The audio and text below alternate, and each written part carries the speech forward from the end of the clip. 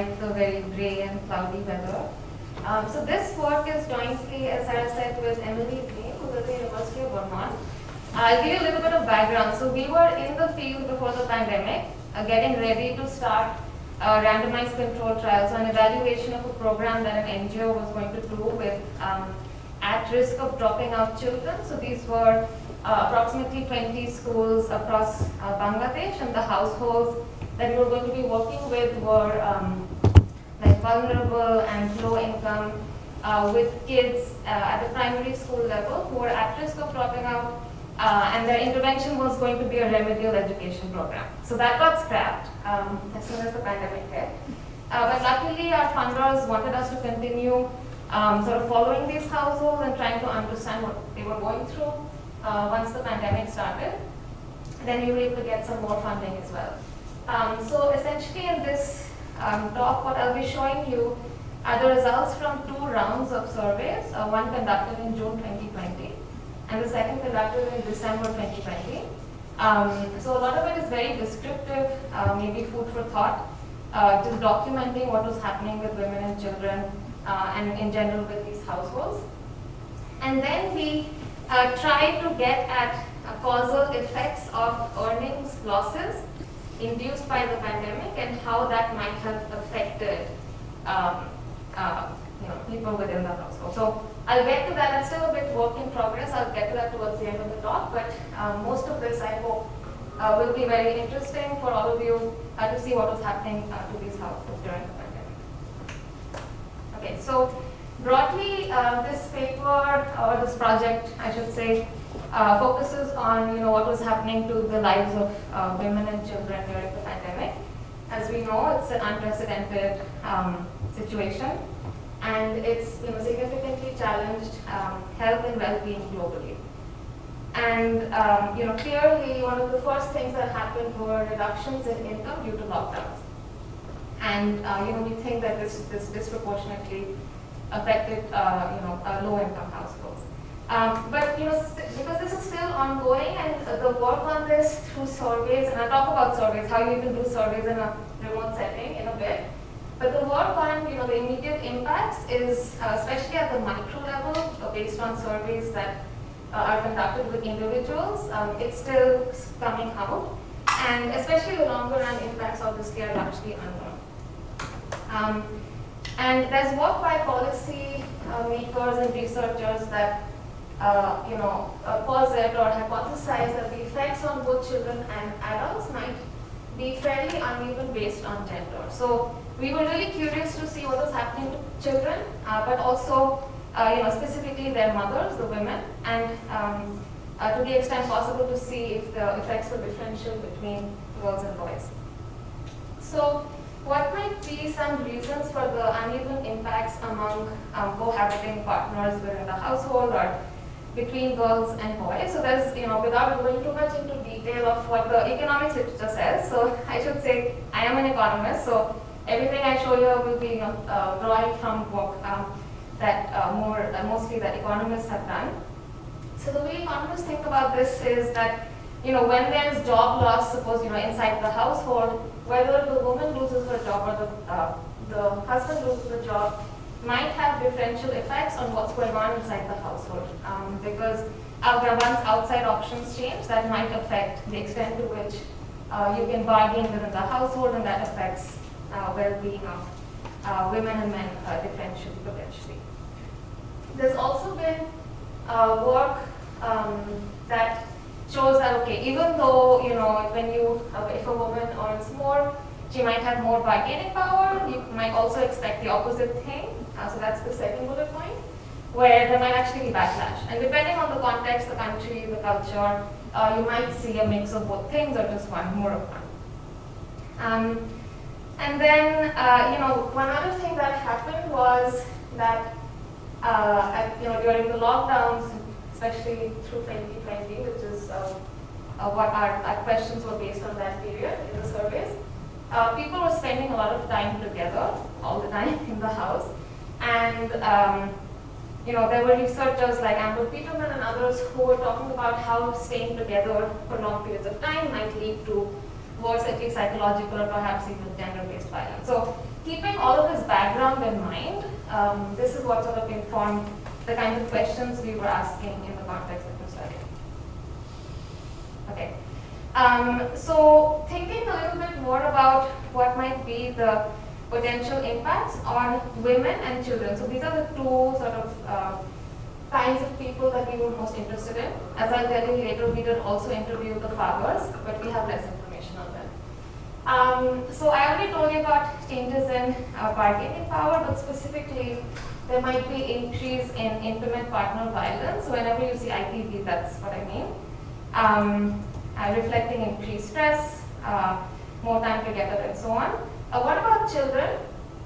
Well, one major concern, as soon as you have earnings loss, is food insecurity. So we certainly have questions about that.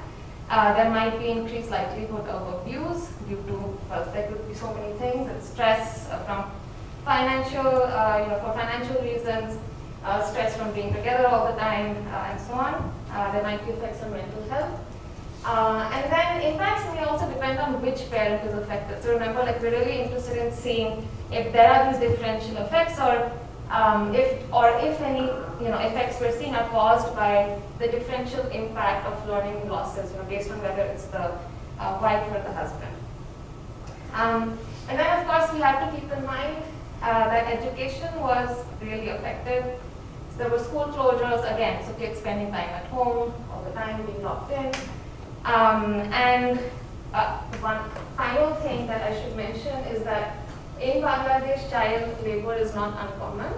So again, something we were interested in is to see, okay, does the pandemic affect child labor? So it's really a lot. So it's different from a lot of the very narrow economics papers one might see.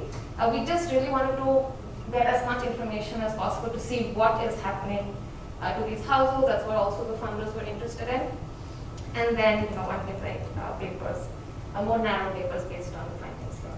So, just broadly, what are our research questions? So the first is, how have the earnings and employment of men and women been affected after the economic lockdowns? How have they changed?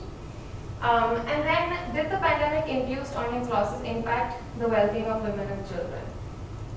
So these are like kind of broad, loose questions. You'll see that most of what I show you is correlational, not causal. So these are descriptive.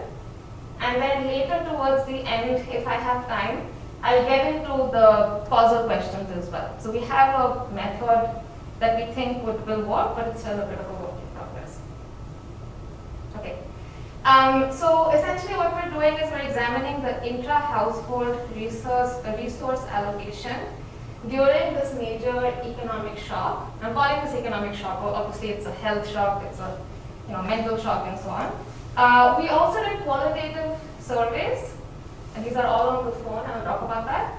Because we wanted to get a sense of what's really going on, to understand the quantitative data better.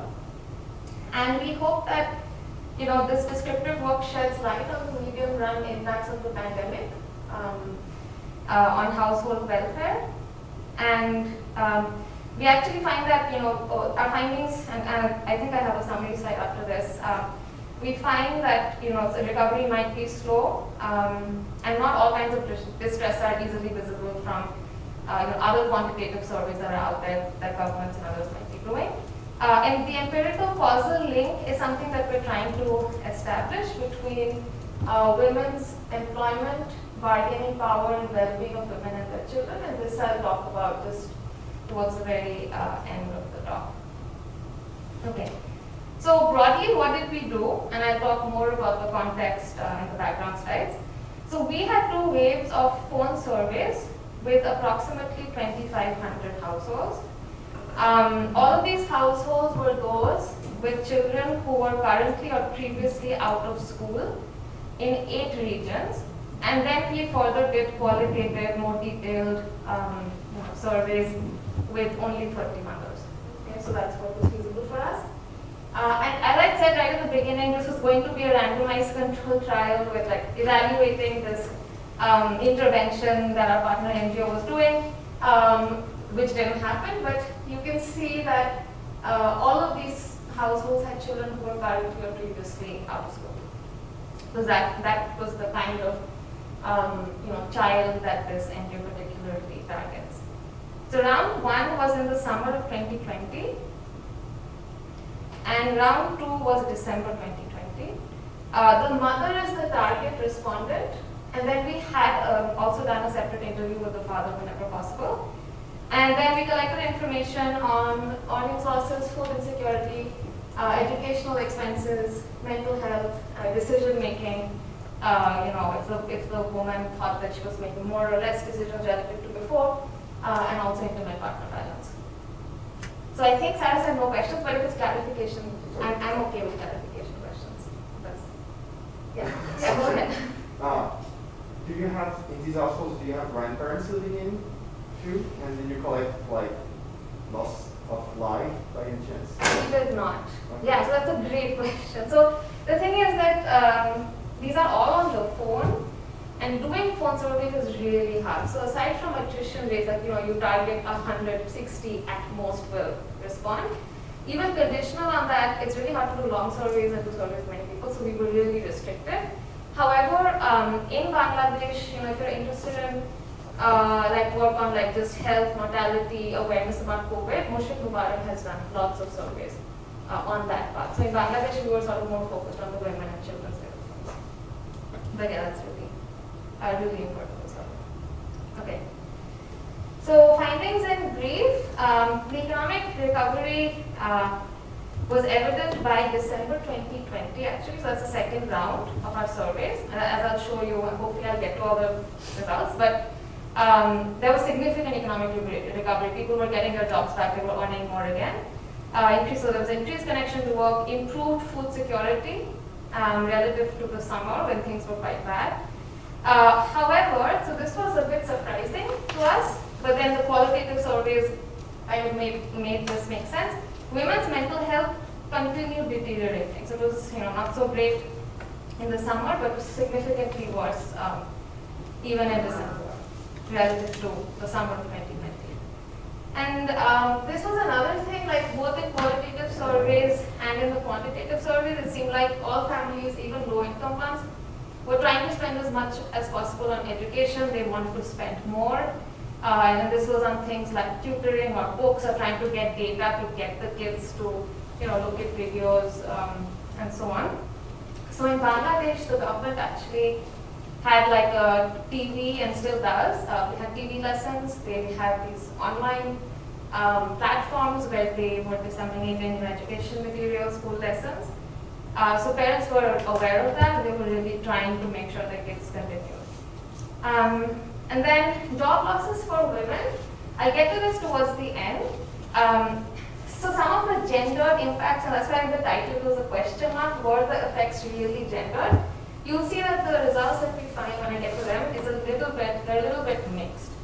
So women they do seem to be worse off, but among children, we don't really see gendered effects, and actually for some outcomes, the effects are worse for boys. And that's actually consistent with some other work, some other surveys that people have done in Bangladesh during this period. Okay, so this is the COVID timeline in Bangladesh. I don't know if you can see. So this was the first recorded COVID case in Bangladesh at the beginning of March. Schools closed nationwide by March 18th. And then, this is when the full lockdowns were beginning, and so they were fully in effect for some time. By the time we did our round 1 survey in the summer of 2020, and then we waited, got some more funding, and then we were able to do our second round of survey in the winter. And then we did a qualitative survey at the end, just based on what we were seeing in the data, to try to understand the data better. So just again, a little bit of background on what was going on in Bangladesh. We're obviously not the only ones collecting data on what was happening there. Many others have. So this is not an exhaustive list, but roughly other studies with different kinds of sampling in the country, they have also found significant evidence of significant food insecurity, reduced income of course, more than 40% of vulnerable households reduced food consumption. Between April to June 2020, So our survey, our timeline is also roughly between April to July. So we ask our questions retrospectively, like it's typically in the past week or in the past month. How many meals did you skip, or did you reduce the portion of your meal, or did your child have to skip a meal, and so on. And then of course our surveys in December, the retrospective time was roughly November. And then similarly, others have seen negative impacts on food security and income among rural Bangladeshis as well. So, people familiar with the context might expect different effects in rural versus peri-urban and urban, but it's just across the board, it's quite bad.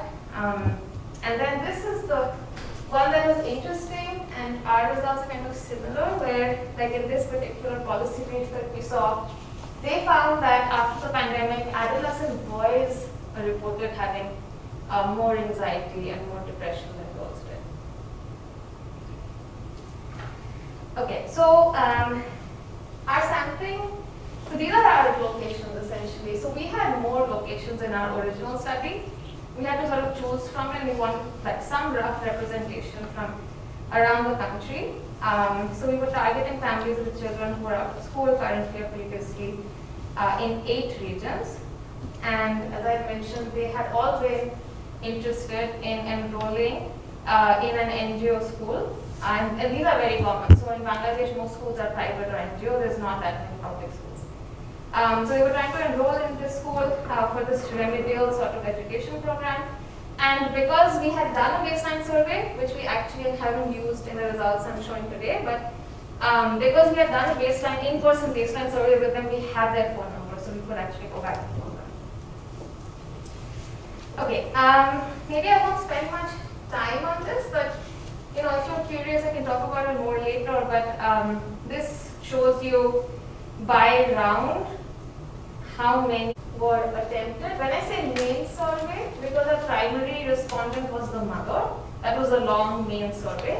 And then we also surveyed fathers, that's the father survey. So you can also call the main survey the mother survey. And so these were the numbers we attempted. In the second round, we attempted some more. And the results I'll show you by round 1, round 2. I can also show you for the panel. So between round 1 and round 2 for the households that are repeated and the same across the group. And so among those attempted, you can see how many were consented, how many we actually got to interview. Here, there's a few cases where a different guardian of the child was interviewed, so technically, that's not the mother. These were the mothers that eventually we interviewed. And as you can see, the response rates are roughly 60, like late 50s to the mid 60s. That's actually considered really good for phone surveys. In other phone surveys, you will see it's like 35, 40, 45%, which is also decent. But yeah, I mean, the thing is that during the pandemic, not in-person work can be really challenging. And yeah, I think I won't summarize these, but we documented reasons for non-response and so on. So here are the first descriptive results.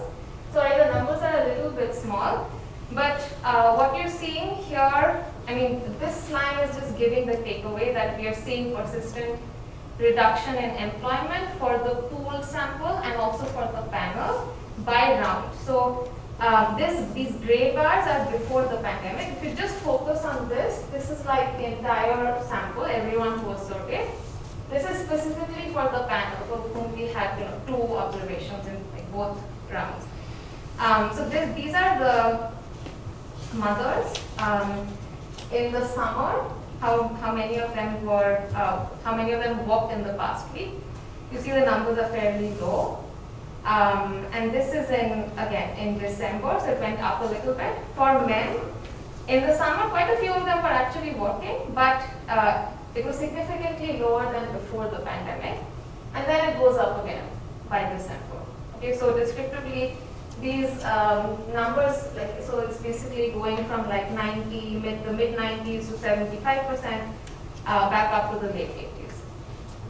Okay, so if you're thinking of like what numbers one should put on employment losses. And this is on the extensive margin, like whether you worked or not, it's not telling you about earnings. And then qualitatively, it's quite similar in the panel as well. Okay. If you look at earnings, so where we came to question was like, are you earning less than before, more than before, or the same? So in the summer, overwhelming majority of both mothers and fathers, conditional on having work, they're reporting that they are earning less than before the pandemic. If you go to December, that number changes significantly, right? So conditional on working, fewer, it's still a big fraction, but fewer mothers are saying that they earned less than before, and for fathers it's still quite large, but it's not as bad as in the summer. For child labor, we didn't actually see much because the numbers are quite low to begin with, so we can't really infer too much out of this. And then we looked at actual earnings numbers. Again, sorry, the numbers are a little bit small, but in general, like if you look at recent monthly earnings, there were, like this purple is, what happened in the summer, and there were, look at the difference for fathers. This is before the pandemic, this is in the summer of 2020. These are huge drops, okay? So for these households, it was really a significant drop in earnings in that summer, and then by December, it goes back up. Okay. And then maybe I shouldn't spend that much time on this since I have quite a few slides, but we also documented what were the kinds of work that mothers were doing, that they were engaged in July and December, those who were continuing to work. Quite a large fraction are domestic help, but even much larger are factory line workers. You do have a lot of workers in the garment sector.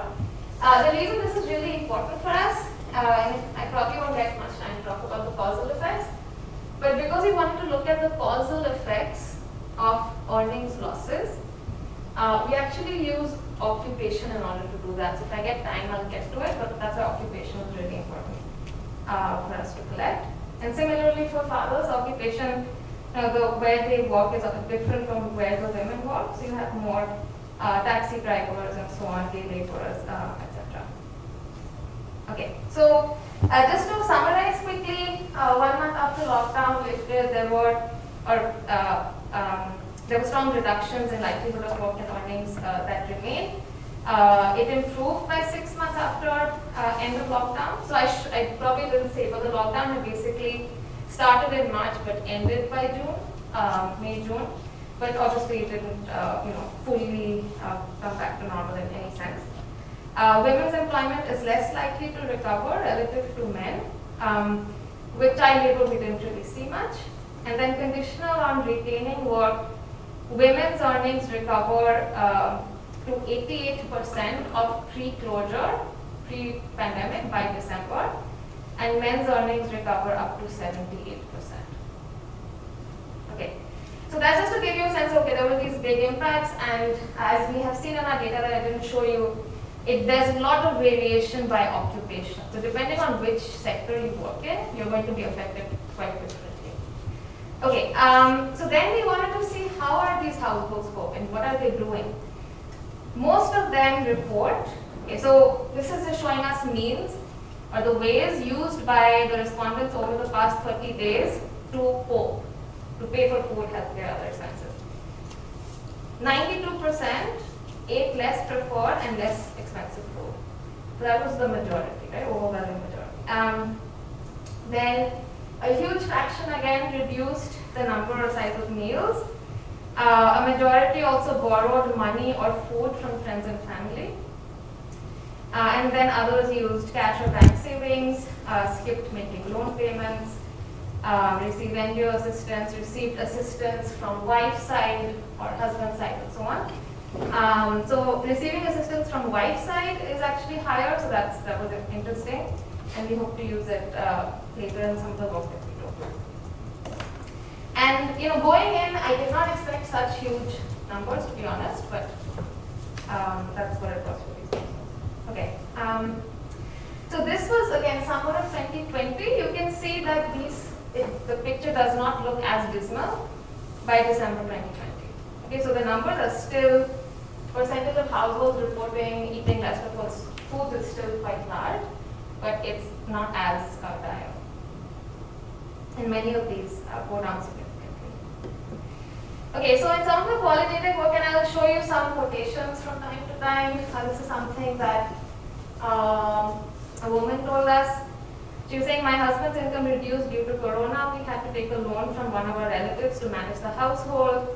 Also, some days my child tried for more delicious food, but we couldn't afford that. So almost everyone we spoke to would say this. There is pronounced reduction in food security. So this is a little bit small again perhaps, but essentially what this is showing you, the gray is pre-closure and the purple is in the summer of 2020. And essentially this is showing us, and it's labeled a little bit better in the next slide, it's showing us the number of days in the past week when children on the left hand side were not able to eat all meals and mothers on the right hand side were not able to eat all meals. So this is 4 or more days. So 20% of mothers said they couldn't eat all meals for 4 or more days in the past week, relative to 5% before the pandemic. Children is 13%. Okay? Between 1 and 4 days, it's 18% for children, 22% for women.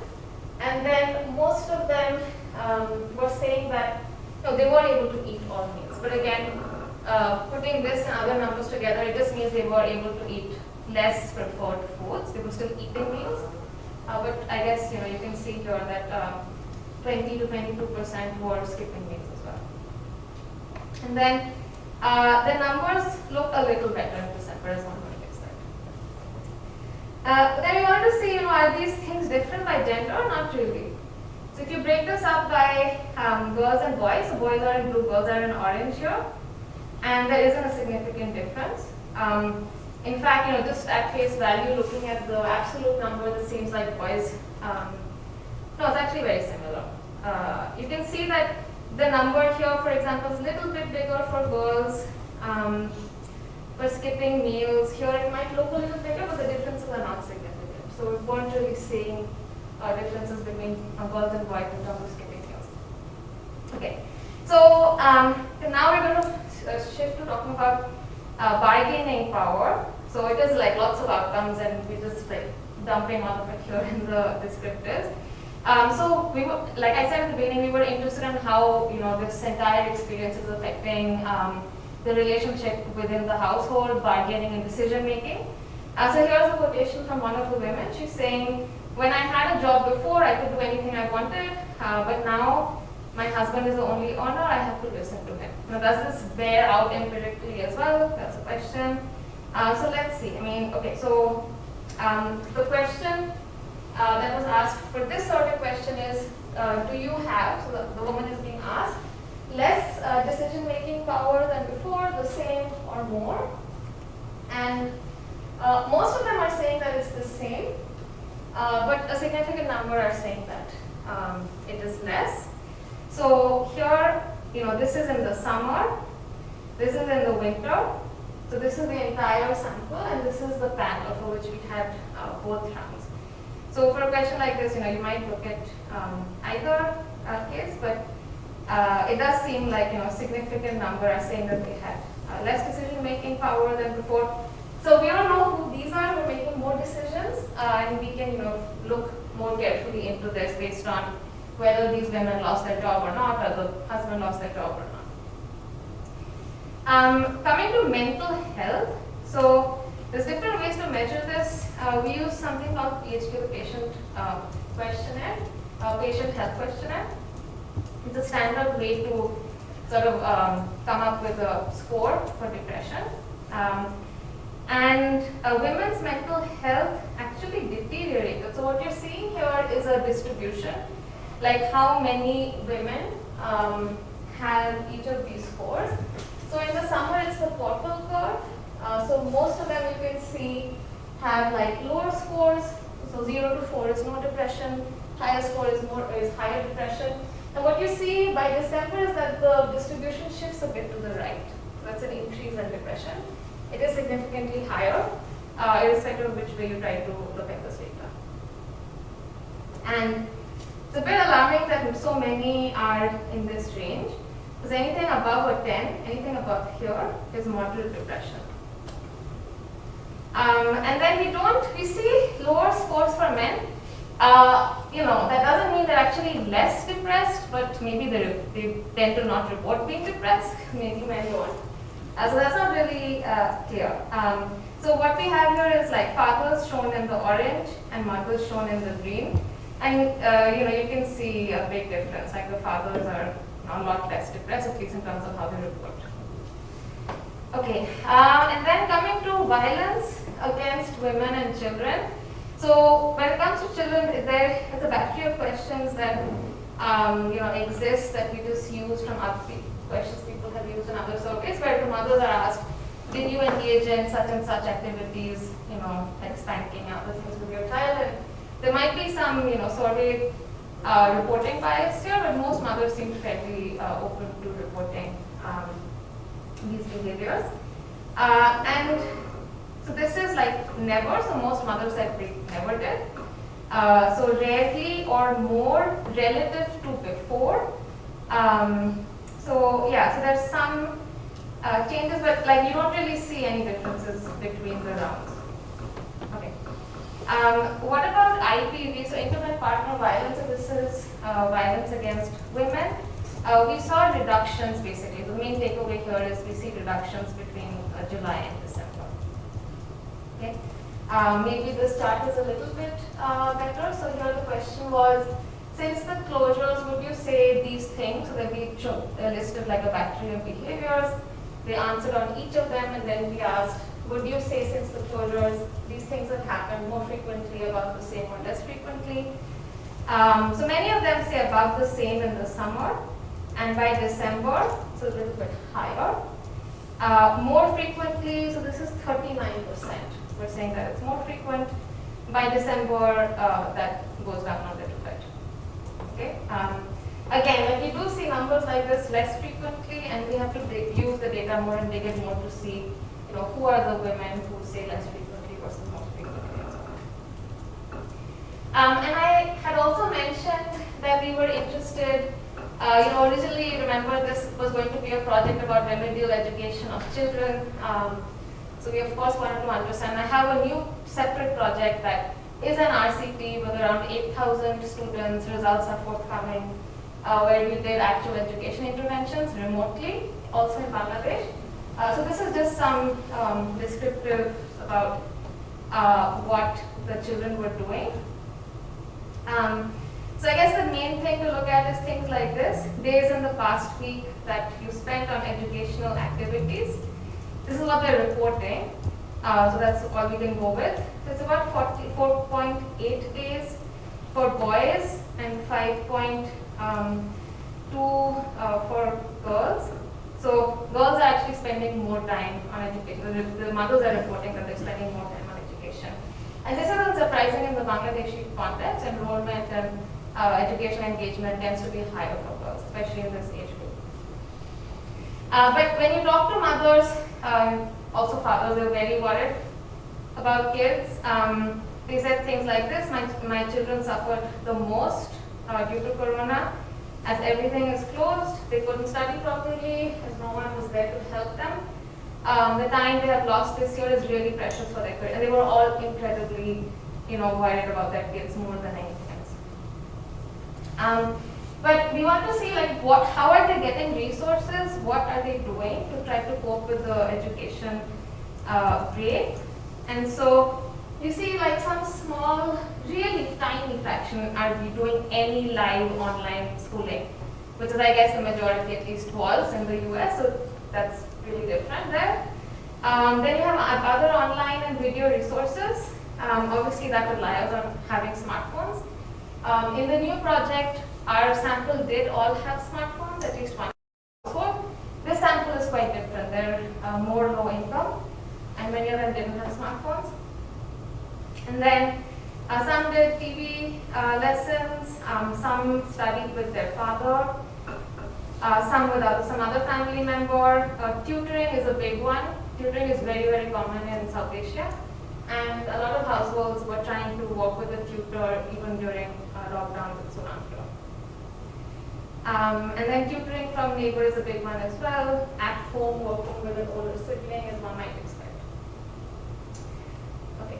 All right. So, are kids going to return to school? This is actually still an open question. So, in the new project, it was a whole remote education randomized controlled trial. Schools are only reopening now, so we're trying to raise funding to see if the kids are going back to school. So here we could only ask about expectations, because the really big worry from a policy standpoint is kids like this and even others, they were already at risk of dropping out. And with such a huge gap, it's really not clear what's going to happen once schools reopen, how many will actually go back. So there's something our mother said, though we married off our elder daughter, we are trying to educate our younger daughter. Since our income is unstable right now, my son is also working, he doesn't go to school. So by and large, at least in other qualitative interviews as well, women were saying that the boys are working, they're trying to keep the girl in school. In some cases, the girls are also getting married though, depending on her age. Okay, so most were saying definitely go back to school, but who knows, right? So this is last year, so we'll see how this goes. Okay. So I think I have like 4 minutes as I had expected. I won't have much time to talk about causal effects of the pandemic. Like everything I showed you was descriptive, suggestive, where the respondent is saying how relative to before things have changed. But something that I'm really interested in is looking at the causal effects, and also depending on who loses the income in the household, does that have a differential effect? So if the woman loses her income, does her mental health deteriorate more? Does she have less or more decision-making power? Is there more intimate partner violence? Are the girls and boys in this household eating more or less? So those are the kinds of questions we want to ask. And is there a way to ask it? In the absence of a randomized controlled trial, we think there is. And the way we plan to do it is in this way. So if you're not familiar with this terminology, that's fine. But the basic idea is that we use the exposure to earnings losses. So for example, if you're in an occupation, so we have different occupation categories. If you're in an occupation that had lots and lots of layoffs, then you're more likely to have been affected. Okay, so that's the basic idea we'll be using to look at exposure to earnings losses, and that depends on the occupation that mothers and fathers were in, and they're typically not in the same occupation. So you can see, so instead of using actual job loss, which might be related to many other things, to get at causal effects, we plan to use intent to treat estimates using the probability to earnings loss. And it's a method that's been used by this paper, for example. So Gaurav Khanna, who's another co-author of mine, that's a different paper that he's written with others.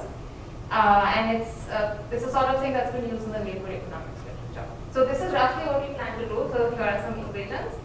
And we have some preliminary results. Okay, so I guess I don't really have time, just a minute. So I could probably just summarize, but if you're interested, I'm happy to discuss these results later. Okay? But I will briefly summarize what we're starting to find there. So, So I guess what I will say is the preliminary work we've done, trying to get at the causal effects, we don't actually find that differential earnings losses between mothers and fathers differentially affects, food insecurity. Because fathers are really the main earning members, so when he has the job loss, there's just much bigger effects on things like food insecurity across the board. However, women's job loss is associated with reduction in decision-making power, as one might expect, and the effects are fairly, large and significant. And so that's what and it's not related to intimate partner violence or food insecurity, like I said. So this is actually interesting that we're not seeing effects on intimate partner violence, whereas people in other contexts like Brazil have seen such effects. So that was interesting to us, and we hope to do more work on this. But just to summarize everything, and it was a lot, I know, lots of variables there.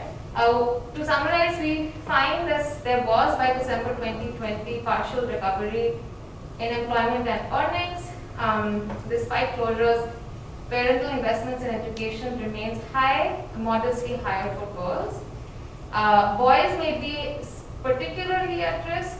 That's the suggestive evidence we're seeing here. And in other surveys people are starting to do in Bangladesh. In our data, which I didn't show you, mothers actually report boys being more anxious in households where father got displaced, where he lost his job. So there's anxiety, and they're also like in qualitative work, it seems like they feel pressure to go out and work.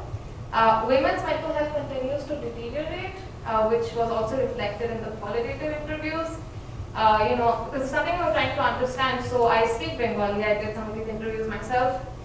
And we had a whole team in the country as well who was doing the phone interviews. So they were basically citing uncertainty, like the uncertainty about the future.